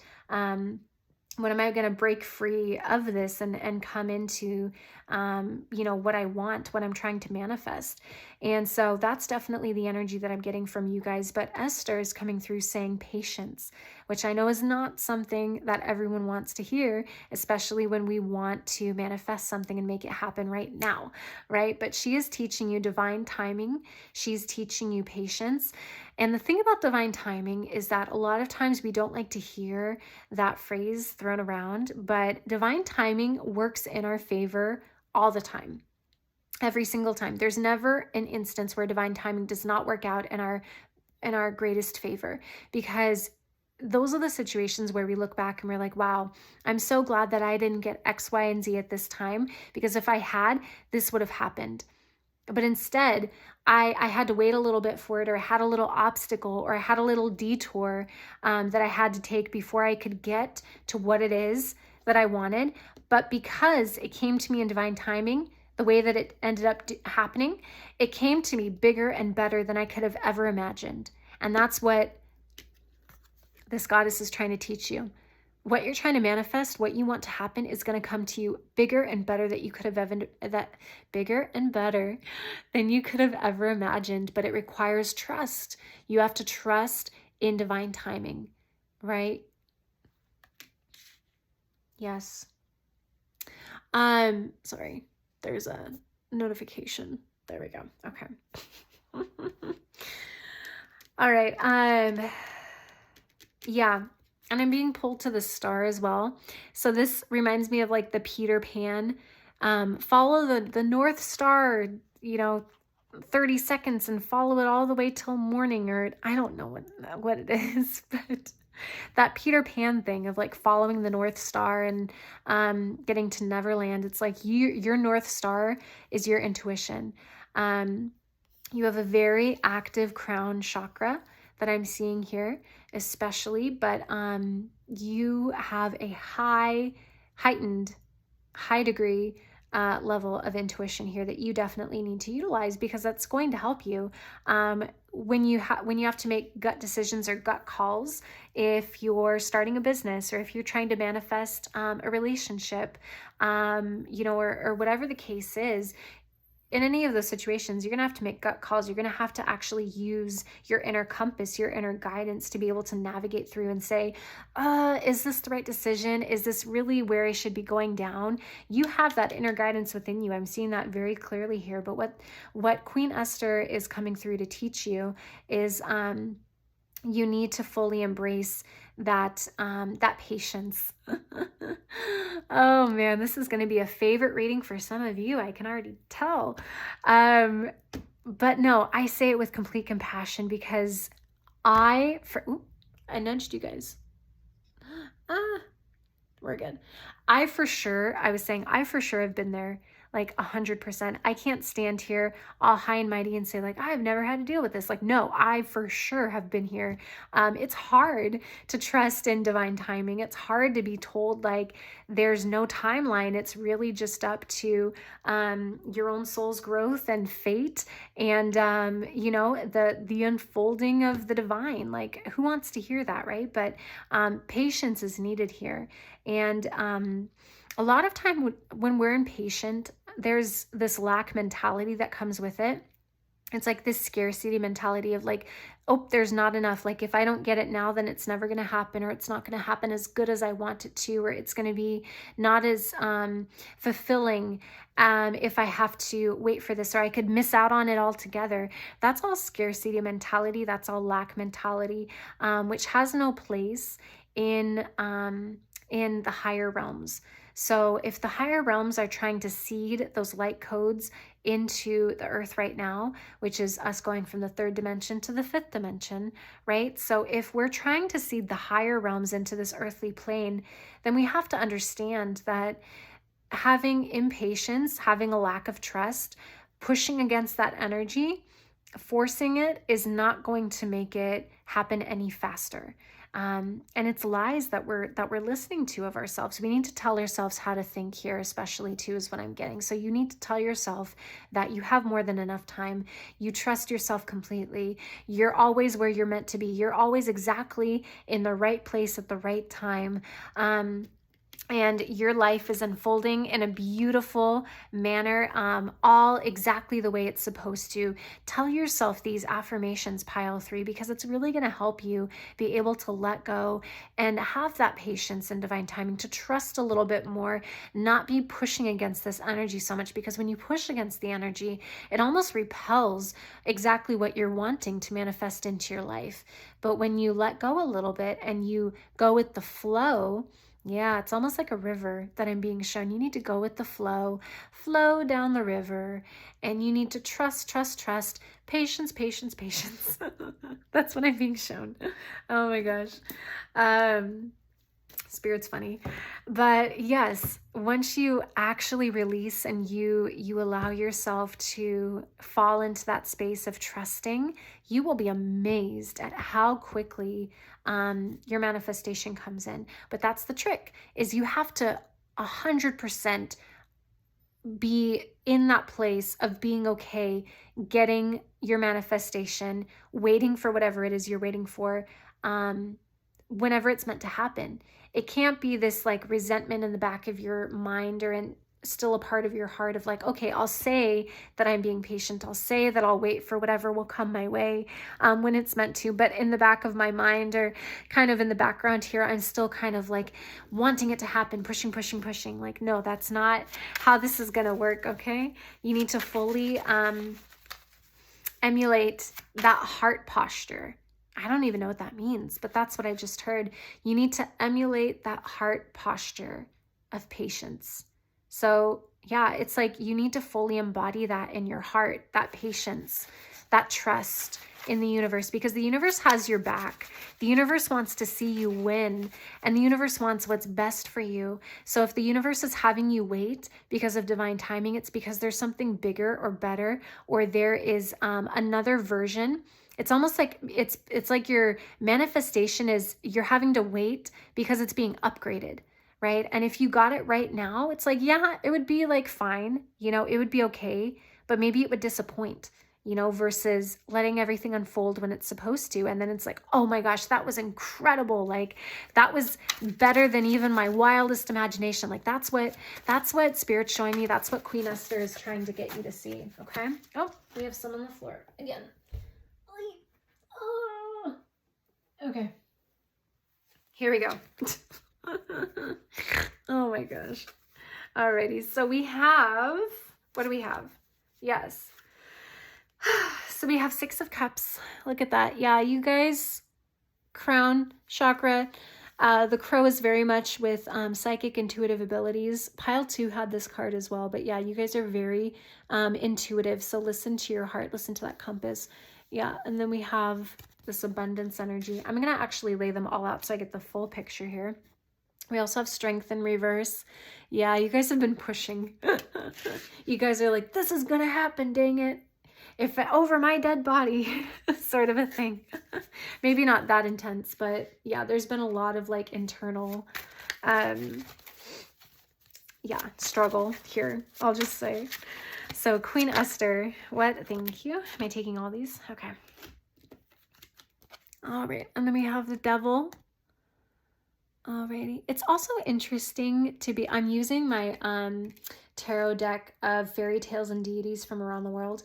And it's interesting because some of the downloads that you get are different with different decks. I'm very clairvoyant when it comes to reading the cards, that I'll get downloads based off of colors and pictures and synchronicities that I'll see. And so when we have different depictions, different images, I get different downloads sometimes, which is super interesting, I think. So then we also have the 9 of Swords here. Interesting. Okay, hold on. I'm going to pull a couple more cards here. Again, so we get the full picture. And then we're going to dive in. So, Queen Esther, what messages do you have for pile 3, please? Queen Esther, what messages do you have for pile 3, please? Thank you. Ooh, yeah, we have Ace of Wands. Yep. Okay, one more. Queen Esther, what messages do you have for pile 3, please? Queen Esther, what messages do you have for... Thank you. Okay. Yeah, and the Hanged Man. Okay. Yeah. Yeah. Okay. Interesting. Yes. Back of the deck energy is 8 of Cups. Okay. So, pile 3. Can you see that? Yeah, you can. Yeah, so what I'm getting here, big time, is how to even unpack this. Yeah, okay. Hanged Man that I'm seeing initially here, for sure, this is a time to go within yourself. This is a time for stillness, is what I'm hearing. You've done a lot of like action-orientated things of like pushing, go, like make this happen. You're a very, very evolved soul in that you are a strong manifester. I'm surprised the Magician did not pop up here because I'm really feeling Magician energy with your pile. You guys are strong manifestors, and with the Ace of Wands here, I do show that you're able to create huge like masterpieces, is what I just heard. And that's definitely coming through here. And something big is coming towards you. This big abundance, this big manifestation is certainly meant for you. This sense of community for some of you. Community, relationships could also be something for others of you that you're manifesting. And that's confirmation of that right there. But with the Hanged Man, I'm really showing that there's a time for stillness that needs to happen here. Again, trusting in that divine timing, trusting in waiting for what's meant for you. And something that they're telling me as well is that pile 3, you have to trust that whatever is meant for you can never be taken away. Okay. Whatever is meant for you can never be diminished, can never be made less than. Whatever is meant for your soul, for your timeline, for your soul's journey in this incarnation will come to pass no matter what. And that's the level of trust that you need to have in the universe, okay? But what I'm seeing here with the 9 of Swords and the Devil is almost like...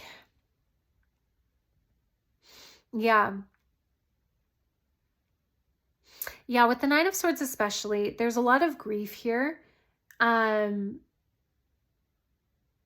almost like there's this version of you that you used to be, and it's like you've changed so much, and so other people are...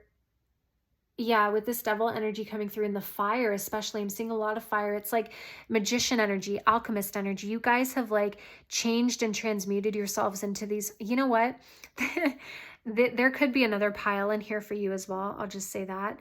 But you've become this totally different version of yourself, and some people may be mourning that person that you used to be, or the version of you that you used to be. But you're really stepping into your own power, your own self right now, and that could be part of it. Is there's been so much growth that you've done, and so it's almost like, okay, it's like once you get out of the hospital and you're free of the leg cast and you can now run again, it's like, okay, let's run and go.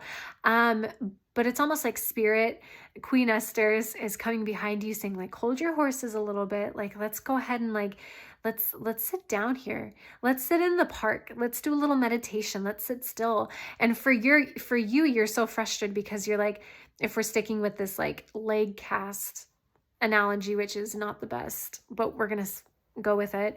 For you, they're like, let's be in this park doing this meditation, sitting down, and you're like, I've been like in a hospital bed, or I've been like laying down in my cast for the past several weeks. Like all I want to do is get up and run now. But it's almost like you're so brand new into this new part of you that you need to give that energy a little bit of time to cement into yourself, to ground into yourself a little bit. Yeah. Eight of Cups especially. This is all of that inner work, all of that inner growth that you've been doing. And it's like you need to just kind of take some time to be in stillness here. Okay? Take some time to be in stillness, to really let all of this new energy that you've built up into yourself come down. It's almost also like when you have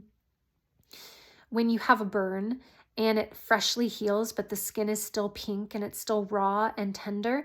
It's almost like that's your energy right now. You're still kind of pink and raw and tender from all of this work that you've been doing.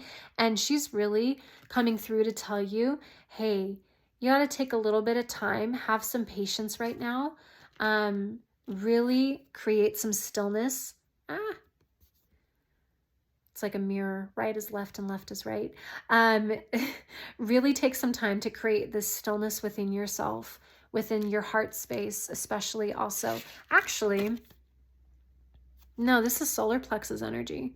She has her hands around her solar plexus. So yeah, there's been a lot of inner power that you guys have been developing. I'm so proud of you. This has been a tough bout of shadow work that you've had to go through. A lot of energy that you've had to change for the better. But yeah, again, with the Strength card in reverse, I'm being shown that you guys have been pushing yourselves way too much. You need to actually take some time to just center yourself, to focus yourself. And that will allow this manifestation to come through when it's ready to. Yeah, okay. Another thing that they're telling me also is it's like, it's almost like there's this detour happening. There's this like, it's almost like the freeway where it's like the roadblocks come up and it's like detour, like you can't take this exit, and so you have to take the scenic route to get where you're going, and you're like, oh, it's an extra 10 minutes out of my way, like, oh my gosh, I'm gonna be late or whatever. But it's almost like the spirit's telling me like it's meant, it's taking longer because you need to ground this energy that you've freshly embedded into your light body. And it's going to allow you to have strength for the manifestation that's coming through.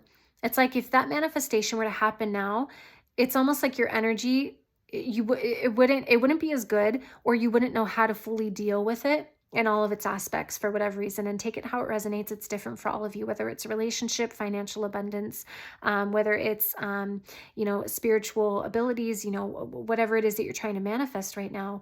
It's almost like it wouldn't be, your skin is, from that burn analogy, your skin is still pink and it's still raw, and you need time to actually heal a bit longer and stay in this patient space, this patient heart space, to really trust that the unfolding is going to happen when it's meant to, okay? You can't rush.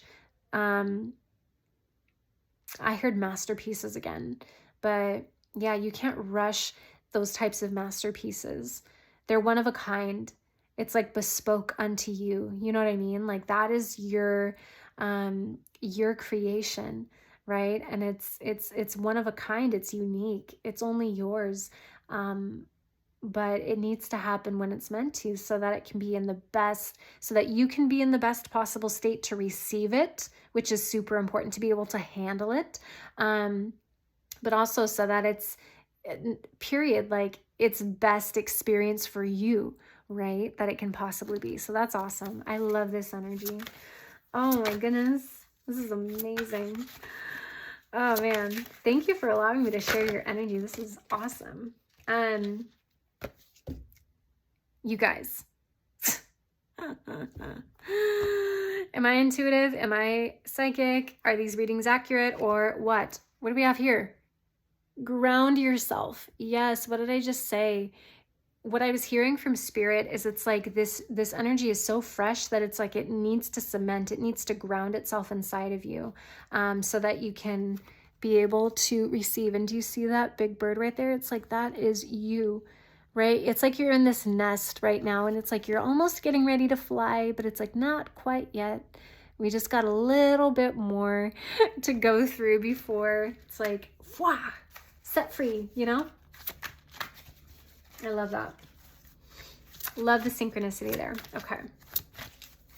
Queen Esther, other messages you have for pile 3, please. Other messages that you have for pile 3, please. Other messages that you have. Ah! Am I taking those? No. Okay. Sometimes that happens. Da-da-da-da-da. Da-da-da-da-da. Dooba-dooba-doo.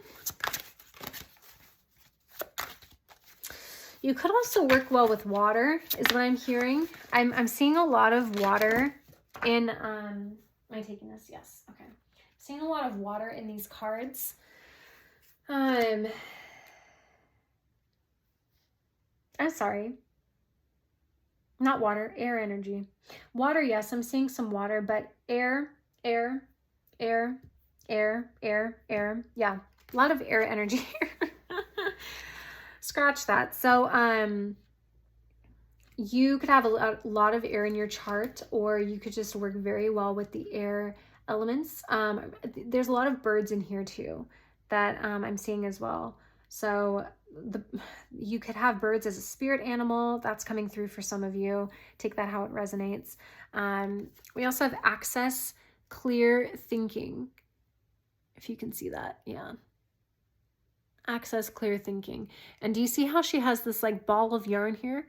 It's almost like that's you in a certain sense. It's like you're so busy pushing, you're so busy in this go, go, go mode that it's like you're not giving yourself a chance to be able to actually process, to actually integrate all of this new energy inside of you. And it's like when you give yourself a chance to slow down a little bit, then this maze that you see in the background here, this maze that she's having to go through is going to suddenly be so clear for you, and you're going to be like, oh, I know how to navigate through this. It's just there. And again, we have wings on her head as well. So birds could definitely be an important part. Angels, these are angel wings, could be significant for you as well. You could work closely with the angels. Archangel Michael is someone that I just heard. So yeah, that's going to allow you to be able to navigate through this new manifestation that you're crafting, that you're creating, so much easier once you've given yourself a chance to stop, take a breather, start thinking a little bit more clear, and then allowing it to unfold without pushing against this energy. Okay. Wow. Oh, interesting. This card came out for pile 2 as well. Yeah, unlock your heart. So again, you guys could have, I'm not feeling like you guys have blockages in your heart, like I did with pile 2. What I'm feeling with you is that it's like unlocking this heart. So while you're in this like hanged man energy, and while your manifestation is coming forth, that sounded weird, but you know what I mean? Like while it's being like, I don't know, while divine timing is unfurling, I also see this as like a paintbrush. So it could also be an invitation for you to tap into your creative energies, to be able to, while you wait, really find out what sets your heart, on fire, what gives you passion, what makes you excited about life, what do you enjoy doing, and really take some time to, savor life is what I just heard, which is super interesting. But bottom of the deck, we have it's a yes. And she's flying. Do you see that? Yes. She is flying through the clouds. And that's you. Like, you are meant to do that.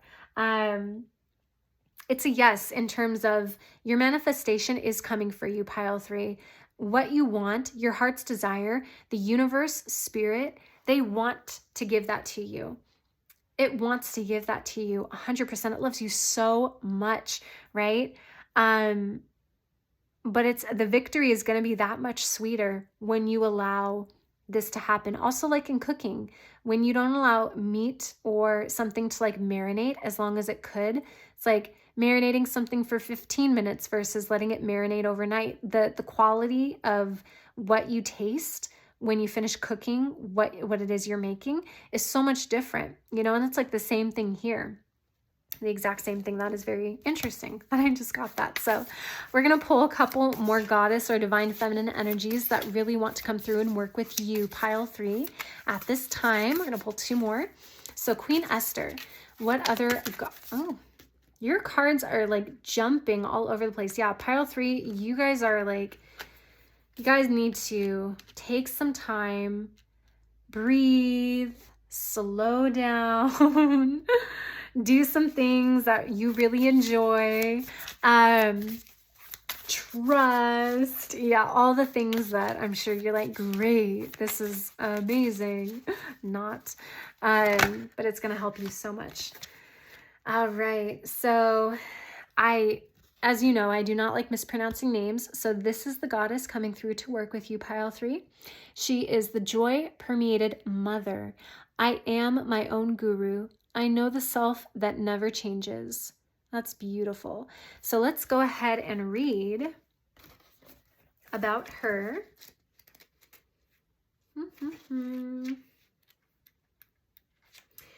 So she represents the essence of the expansive joy that comes when we remember our true self. Nirmala Sundari, which means beautiful one in Bengali, was born in the late 19th century in what is now Bangladesh. Her family questioned her mental stability because from an early age, she was always found in bhafas, or ecstatic states of bliss. At 13, she was married to a man she would later name something that I can't pronounce, and he supported her life as a mystic and saint. At 26, Nirmala enacted her own spiritual initiation. The ceremony and rites were spontaneously revealed to her from within. She explained, as the master, I revealed the mantra. As the disciple, I accepted it and started to recite it. In the 1920s, she set up a Kali temple and devoted her life to spiritual practices. She began to be recognized as the living embodiment of the divine feminine and as the incarnation of Kali as divine love. Her first disciple named her Joy-Permeated Mother because her blissful states would inspire others to remember their innate path to joy. Her first ashram was built in 1929. Her profound spiritual teachings began to attract scholars, philosophers, artists, and other contemporary mystics, as she refused to be called a guru, insisting that we are all ultimately one self. She loved all living creatures exactly the same, including herself. She gave the red thread to women for this reason, which was a sacred right of bestowing spiritual authority previously only given to men. Pile 3. She wants to bring you joy. She wants to give you peace. She wants to help you. Yeah, it's like these stepping stones that you see right here and this bridge in the background. She wants to help you in this period of transition that you're in, because it is a period of transition right now. But it's not something that has to be bad. While you're in this period of patience, of waiting on divine timing, it doesn't have to be something that you kick and scream against. That has to be boring. That has to be unwanted. She's telling you to find joy in the here and now, and she wants to help you discover that within yourself, which is so powerful. So allow that. Allow her to. You guys are very, very evolved souls. Magician energy for sure here. I am my own guru. Ascended master energy is what I'm getting here as well. Super interesting. Okay. Wow. So some of you could resonate with ascended master energy, or you could, in fact, have been ascended masters in past lives. Ooh, that's interesting. I've never gotten that download before. Okay. Okay. I don't even know how that would work. To be an ascended master in a past life. I don't know. All time is now, though. Time is a construct. So I could go through tons of rabbit holes. I could go through tons of rabbit holes. Oh my gosh. So, all right. Oh, this came up for pile. Oh my gosh. Yeah, this came up for pile 2 as well. Oh no, and this came up for pile 1. So Thalika came up for pile 2. This is the prophetess of true power. I call my back from all times and all places. I am my own. So yeah, this is all about solar plexus energy. And then Inanna is at the bottom of the deck, queen of heaven and earth, which was a goddess who chose to work with pile 1. So she's coming through here as well if you want to look up Inanna. She's from Sumerian mythology, from ancient Mesopotamia. Wow, that is so synchronistic and so funny that she came through. And you know what? It's funny because the strength here as well really mirror, there we go. The strength card as well really reflects this goddess wanting to come through. So it's almost like she wants to take you out of this power of, she wants to take you out of this energy of pushing and take you into an energy of true inner power. And that true inner power is releasing any type of expectations about how something should happen. And by releasing that expectation, you're able to allow joy to come in, to allow, what is that called? What am I trying to say? Oh dear, I can't think of the word. To allow joy to come in, to allow, not comfort, contentment, to allow contentment to come into your life. Yes, thank you. Where you feel completely grounded and stable and sturdy just as you are in the here and now. You're not having to chase. Yeah, that's exactly it. You're in this energy of chasing. When I chase, the world runs. When I am, the world comes. That is exactly the embodiment that you need to take right now, pile 3. You need to be in your own space, in your own power, living with joy, doing what sets your heart on fire, trusting in divine timing, and being able to let it all unfold on its own. But being in that energy of being instead of chasing. Does that make sense? Okay. We're going to read through this last goddess and her background. So Thecla represents the ability to call back all of our power. The acts of Paul and Thecla dates back to the 2nd century, though some scholars believed its Greek composition could be from as early as 70 CE. It relates to a young woman's call to a life of teaching and healing in the Christ movement in Asia Minor, current-day Turkey. Interesting. At age 17, she overheard Paul teaching about Christ. She stayed rooted in her place at the window for 3 days so she wouldn't miss a word. Her mother had arranged for her to be married, so when she feels called to begin her own ministry, she's sentenced to burn for refusing to be a bride. Just as the flames are surrounding her, though, she makes the sign of the cross and a huge storm puts the fire out. She finds Paul, cuts her hair short, and tells him, "Only give me the seal of Christ and no trial will touch me." He suggests that she isn't ready for baptism yet. Shortly after, a president of the Council of Syria tries to take Thecla in the streets to be his bride. She tears off his cloak and takes the crown from his head and publicly shames him for trying to take her without consent. She is then sentenced to death by wild beasts.